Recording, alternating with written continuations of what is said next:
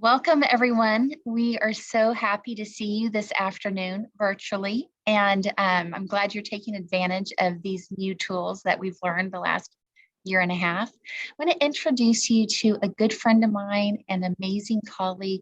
She actually is an inspiration and a leader in her field, so this is the best presentation to be at.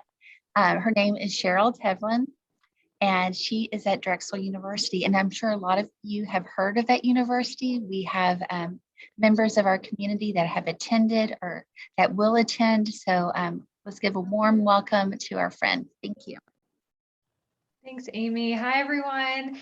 As Ms. Bencoma mentioned, I am Cheryl Tevlin. I am an Associate Director of Undergraduate Admissions at Drexel University, which is located in Philadelphia, but I actually am based in Northern California. I'm based up in the Sacramento area, so I'm not all that far away, but it's really great to have you all here today, and I'm excited to tell you a little bit more about experiential education, which I think is a topic that a lot of people have heard of here and there, but maybe might not be aware of all of the details and all of the opportunities that are available with experiential education. It really is a very helpful tool for students to be able to learn from a different perspective, both inside and outside the classroom, more of a hands-on approach to learning. So what we're going to do today, I'm going to talk to you about experiential education, the different types that there are. I'm actually going to be giving you examples from a number of different colleges, not just Drexel, so that you get a bit of an understanding of what experiential education can look like in different places.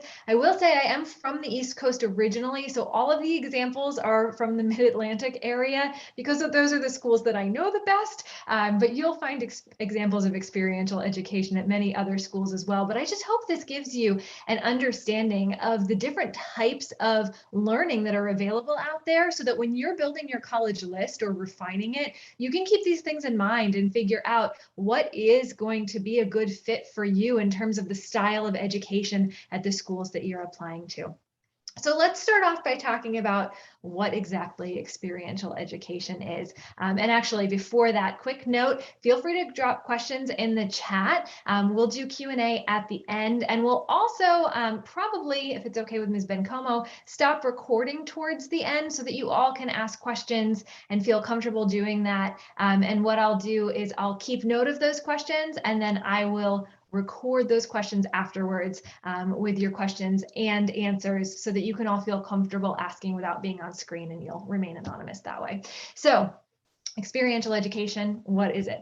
So the best way that I've come up with to explain experiential education, that we use a lot in my office actually, is to talk about it in regards to learning to drive a car. So when you learn to drive a car, you do read a manual, you take a test, but there's so much more to it than that. We don't allow people in our culture to just read a manual and then take a written test and start driving with no other help or learning. That would be extremely dangerous, right? You have to learn by doing as well. So you have a time where you have a permit and you're learning to drive from an instructor perhaps, and then you're driving with someone who's an adult who has been driving for a long time, someone who can quickly elbow you in the side and say stop, or tell you, okay, we're coming up to a stop sign, you want to start braking so many feet beforehand, or reminding you that you need to look both ways before you start going again. Things that are simple but can feel somewhat overwhelming when you have so many things going on at once and you're suddenly driving a large vehicle that is, powerful and could be harmful if not handled in the right way. So really that safety net that's in place with learning to drive with someone else there with you to make sure that you are being safe, that's really the idea behind experiential education. You're learning by doing. You're doing it in a setting where you have someone there to assist you and to help you along the way. So you're not learning on your own. You're not just thrown out into the real world with someone saying, good luck, take all the things you learned in the classroom and put them into practice.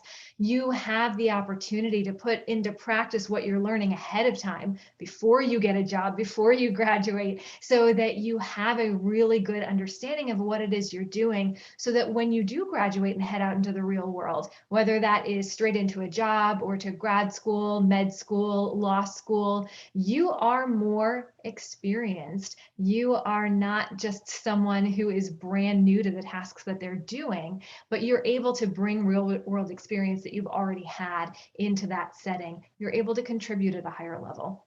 So that's the idea behind experiential education. As I mentioned a minute ago, it's important to think through these things and to perhaps get this experience, because as you're thinking about your college list, you want to determine what type of educational experience are you looking for. Do you want to have these hands-on experiences, or are you the type of student who would rather just have some time to let things soak in? What sorts of classroom sizes are you looking for? Because a lot of schools that do experiential education are going to have smaller class sizes because you can't do those hands-on project-based experiences in a really large lecture. So do you want that large lecture setting, or do you want more experiences where you're really engaging with your classmates, with your professors, and directly with the material? But it also helps you to see what your options are going to be after you graduate, and it provides you with more options because you have a stronger resume. You have connections directly in your field, potentially, depending on the types of experiential education that you've taken part in. And so that's really helpful long term as you are looking ahead to your career, as you have these experiential education opportunities. So let's talk about what those opportunities can be. It can be a type of in the classroom learning. That'll be the first thing that I talk about in just a moment. It could be research experiences. It could be internships, could be co-ops, and I'll explain what co-ops are a little bit later. But those are the general types of experiential education that you're going to run into the most. And again, as you're listening, just think through what type of experience do you want to have in college, and which of these things resonates with you, and which of them do you think would be a good fit for you moving forward through your college education. So let's jump into that in the classroom learning. What's the idea behind it? It really helps you to enrich your experiences. So you're not learning just by listening or by reading, but by doing as well. It also gives you a safe place to fail. That's that safety net I was talking about a couple of minutes ago. You're having experiences in a controlled environment. And so if you make a mistake, you're not having necessarily those same real world implications that you would have if you made a similar mistake in the workplace after you graduated. I think a lot of times in our educational culture, we think a failure is the worst thing that could possibly happen. Really, it's not. We learn so much by making mistakes. We have a different mindset going forward. And we're very careful not to make the same mistakes again. But again, we learn a lot through those experiences. And so in the classroom, experiential education gives you a place to do that. I'll give you an example from Drexel in a second. But one other university that has some really interesting opportunities is Drew University, which is located in northern central New Jersey, not all that far from New York. And so they actually offer 6 classes in New York City. They have students take the train into New York a day or 2 a week for these classes. And the 6 courses are about theater, communications and media, contemporary art, the UN, Wall Street, and then social entrepreneurship. And that social entrepreneurship class is really the one that I find personally, at least, to be the most appealing, because students are going into the city to work with change makers in nonprofits and other fields, and they're learning from them and how they combat social problems like poverty and human rights abuses, environmental changes, and then they also help to design a real world solution for those organizations to use moving forward. So again, taking the in the classroom learning, having experiences with the real world, and then going ahead and pitching solutions to those organizations. So they're having a real world impact, but again, in a safe space where their professor is involved. And so they're able to pitch those solutions that really could be a good fit and could be impactful moving forward. For Drexel, one of my favorite examples, and we have tons of in the classroom experiential learning opportunities, because really that's the philosophy that we built our education around at Drexel. But one of my favorites is in our finance program. We have a class called the Dragon Fund. And with that class, we started offering it about 12 years ago. And we gave students $250,000 of our endowment money to invest in the stock market. So real Drexel money, real stock market. This is money that isn't given to the students. They're not coming away with the money afterwards, but they're managing a section of our endowment. So there are stakes behind it, right? But at the same time, it's not the same stakes that students would have after they graduate, where if something went wrong while they were managing $250,000 of a client's money, they could ruin a relationship with their client, or perhaps end up in, maybe a tough space in their job where they are, put on a performance improvement plan, or perhaps lose their position. In the classroom, experiences like this mean that you could make a mistake, but as long as you're following the parameters of the project, even if your investment tanks, you're not going to fail the class. You just learn not to make a tricky investment like that again in the future. And again, that's the real idea behind those in the classroom experiences.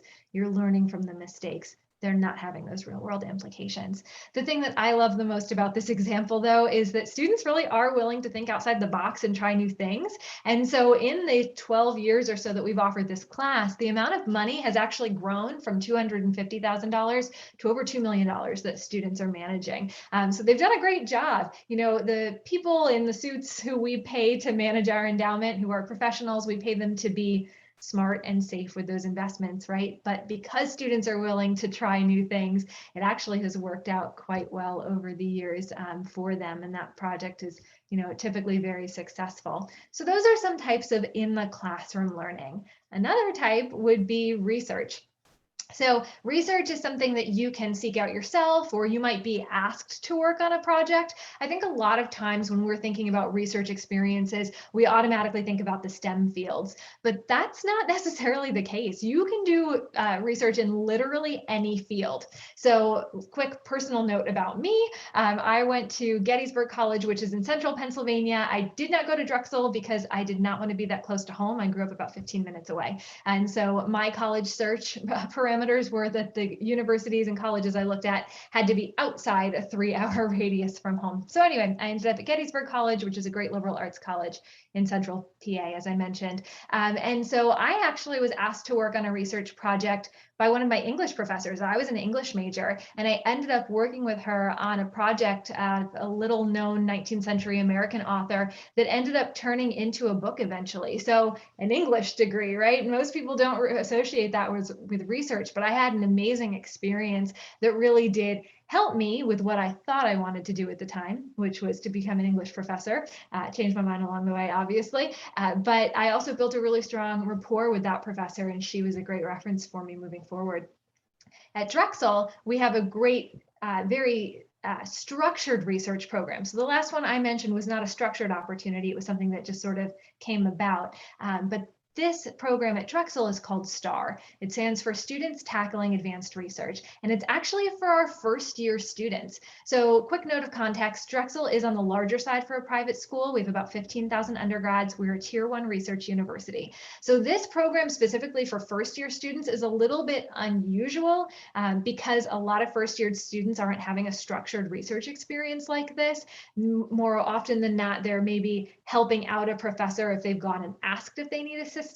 But this is a program that students can apply to. The program takes place in the summer after first year classes, and students are actually paid to do this research, and they live on campus for free during this time. So again, unusual in being paid too. That's not common for first year students. But one of the things that I find most interesting about the STAR program is, just like I mentioned a minute ago, it does not have to be STEM related. We have students from all disciplines across the university who are doing this experience. And so one of my favorite stories from recent years is a student who was in our game design program who actually ended up doing a virtual reality project with a local children's hospital. And so he went to this children's hospital. He talked to a lot of the staff and the doctors and nurses to see what were some of the things that really impacted kids as they were going through different procedures. And what they pointed to is the fact that when kids were going to have to go into surgery, when they went into the OR prep rooms, they've sort of left their families, they're moving into this space, they're about to be sedated before they head into the OR. They head into this prep space and they're terrified, right? And then they're suddenly even more scared because they're looking around them and seeing all of these instruments and devices that they don't recognize, and it makes it so much more nerve-wracking.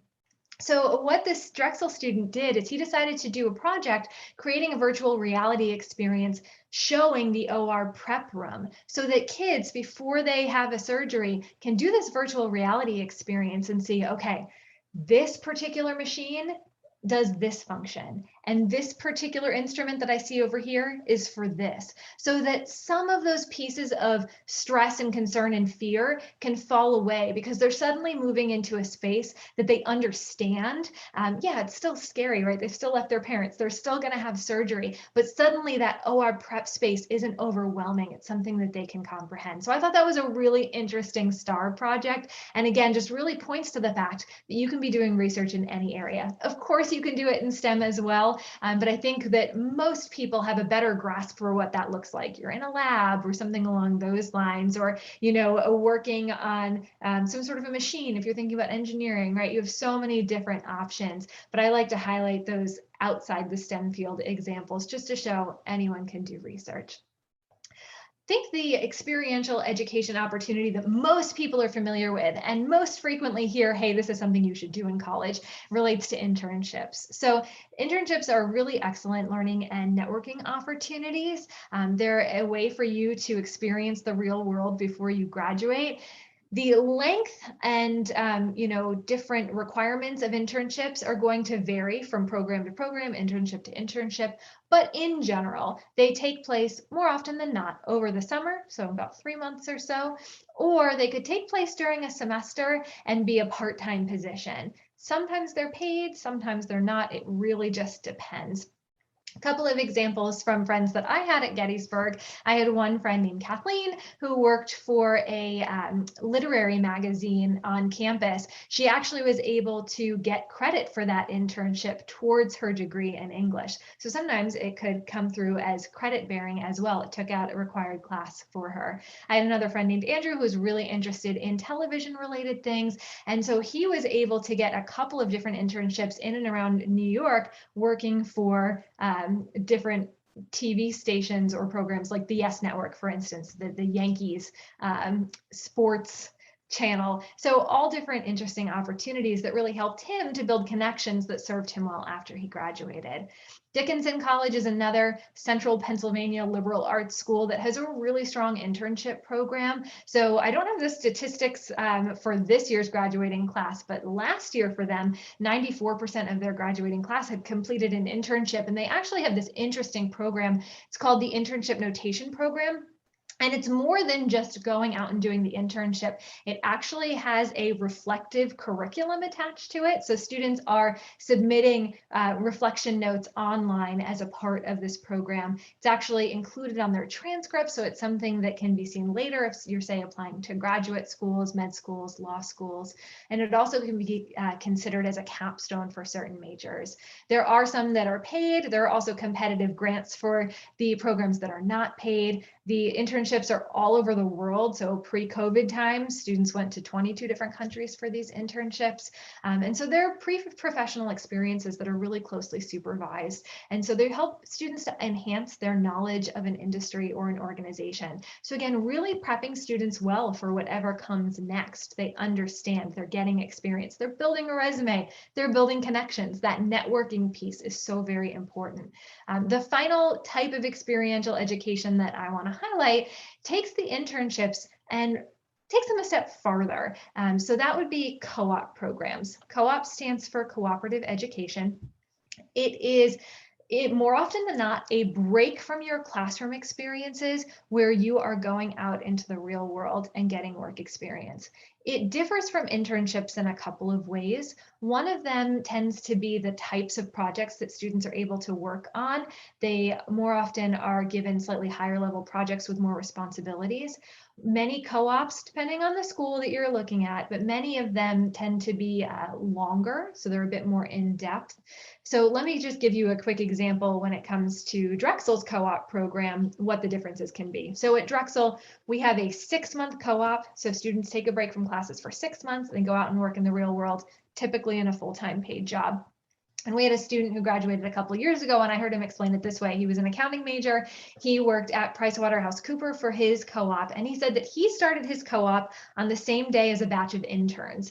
And right as everyone started to get comfortable with what they were doing, which takes about 3 months when you're in a new job, the interns were actually done and they left. He still had half of his experience left to put all of those things he had learned into practice, to have some higher level responsibilities. And they actually had him train the next batch of interns when they came in. So he suddenly was at a different level than all of the others who were just starting. So co-op really does give a bit more depth of experience and provide you with more opportunities to see what is going to be a good fit for you after you graduate. That's one of the biggest things about having these real world experiences. It allows you to really test drive your future career to see, is this what you want to do? Or maybe it's not a great fit. And then you can come back to your university or college and change your major. It is so much better to be able to figure that out while you're a student than after you graduate, once you have bills to pay or loans to pay back. It's a little bit harder to course correct at that point than when you're still a student. So that's a bit of the idea behind the co-op program.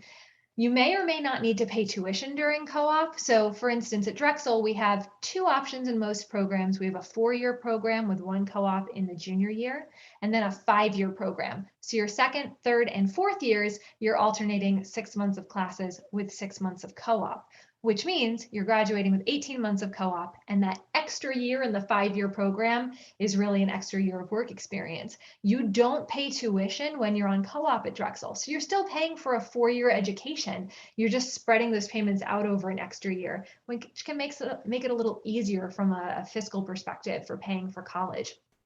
That's going to change, university to university, so that's something to check on if you're interested in co-op schools, but just something to keep in mind. The other thing is that you're going to likely have a different schedule if you're doing a co-op program. So you may be in class or co-op sort of all year round. It's not going to be necessarily the type of program where every year you have a traditional summer break, because you might be using those summers towards your co-op experiences. So just a few different examples of co-op schools. So Drexel obviously is one, but also Rochester Institute of Technology in New York. Their co-ops vary in length. They are required for some majors and not for others, but they are pretty well known for their engineering co-ops. Northeastern University in Massachusetts is probably the most well-known co-op school. Their requirements for experiential education can be satisfied through a traditional co-op, through research, or through study abroad program, but all majors require some sort of experiential education. University of Cincinnati is the oldest co-op program in the country. They have a 3 to 5 semester requirement in some majors. And then at Drexel, it's offered in every major, but not required in all. It is in some. And then, as I mentioned, for most programs, it's a 6-month break from your classes. So let me just give you a few examples very quickly of different students who have done co-op programs and what they've learned from them. So David is a great example. He started out in our mechanical engineering program doing our 5-year option. So he did his first co-op in his sophomore year.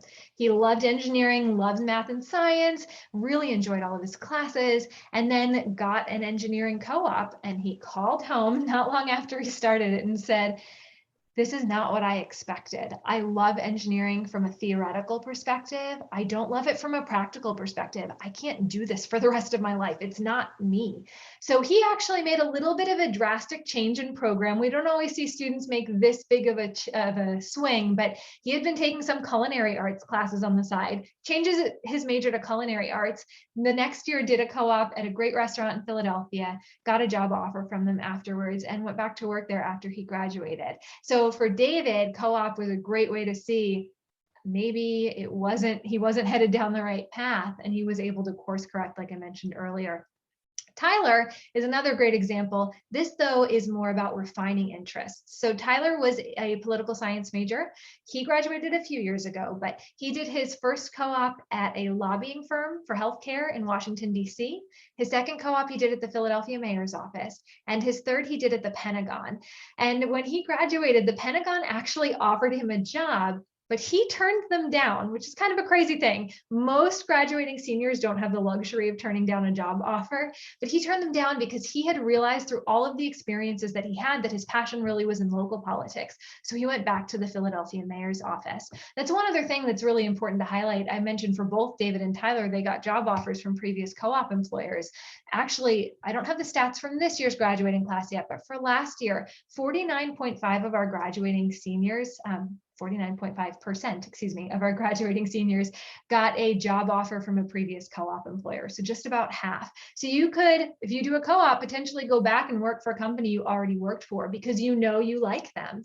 About a third of the students who received a job offer from a previous co-op employer actually turned them down though, because they knew what they want, they knew what they didn't, and they knew they had the experience necessary to go after a position that was a better fit for them.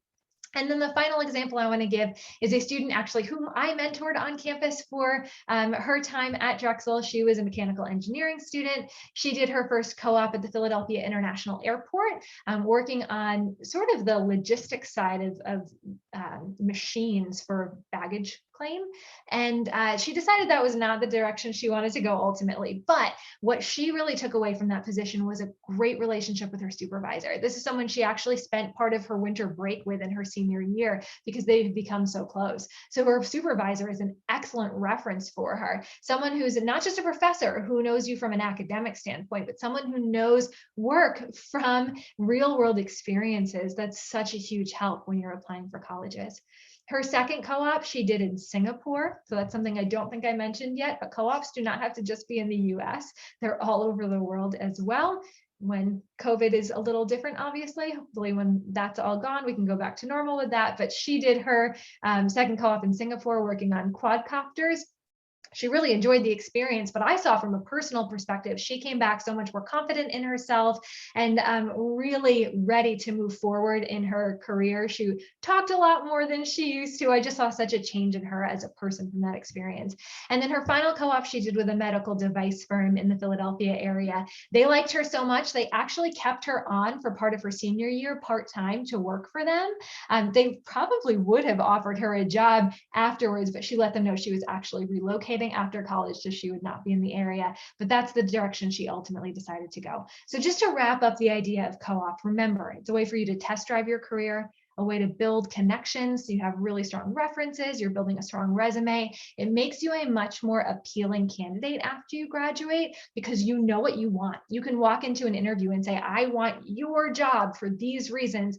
And here's the backup showing that I really can do this and I'm a great fit for your position. And that means a lot. As someone who used to be a hiring manager, I can say it made a big difference when someone would come in and say, I want to work at Drexel versus someone who basically came in and said, I want a job. Because the person who says, I want to work at Drexel already understands some of the organization. They're more likely to accept the job offer. They're more likely to stay for longer if they know what they're moving into and they have a good understanding of the position. So just a few points to keep in mind there as you're thinking about how these experiential education opportunities can impact you after graduation.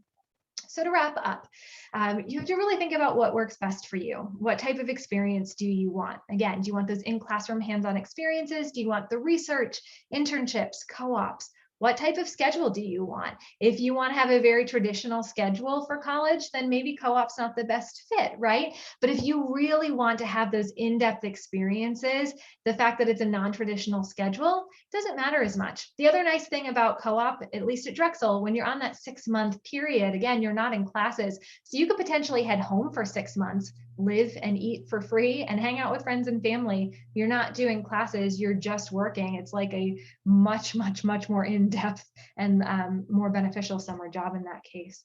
The other things to keep in mind are pricing and long-term cost benefits. So like I mentioned earlier, if you're doing a co-op program, you might have to think about logistics for during the time when you're on co-op. You're doing a co-op, say in New York City, you have to think through, where am I going to live? What am I going to eat? But in the long run, that is going to help you because you're going to have much more in-depth experiences that are going to mean that you have more opportunities after you graduate. That's the case for all of those experiential education opportunities. I probably should also say that if you are applying for co-ops, at least at Drexel, and I think this is the case for most co-op schools, you're applying for positions that interest you in areas that interest you. So we're not going to tell you, hey, go to New York, good luck, figure it out. You're going to apply for that position because it's something that interests you and you're okay with the extra logistics of figuring out where you're going to live. And then at the end of the day, your college experience is all what you make of it. Take advantage of the opportunities that are there. Even if you go to a school that doesn't have a lot of traditional structured experiential education opportunities, go to a professor who's doing work that interests you and say, hey, can I help? Go to the Career Development Center and say, what internships would be a good fit for my future interests? So much of your college experience really is you taking the time to say what's available and figuring out how to take advantage of those resources. At the end of the day, all of that is going to make you really successful so that when you graduate, you've had a ton of opportunities, you have a lot of experience under your belt so that you're going to have, the potential to get into a grad program that's a really good fit or get a job that is something that you really love and care about. So those are the basics of experiential education. Here is my contact info. Feel free to take that down. I'm happy to answer any questions you have moving forward. Obviously, my expertise lays more in the lines of Drexel, but I know admissions reps at pretty much all of the schools that I mentioned. So if any of those programs interest you, feel free to contact me and I'm happy to facilitate a connection there for you. So I'm going to go ahead and stop recording so that you all can feel free to ask questions. And then for those of you who are watching the recording later, as I mentioned, I'll come back on in a bit and recap the Q&A.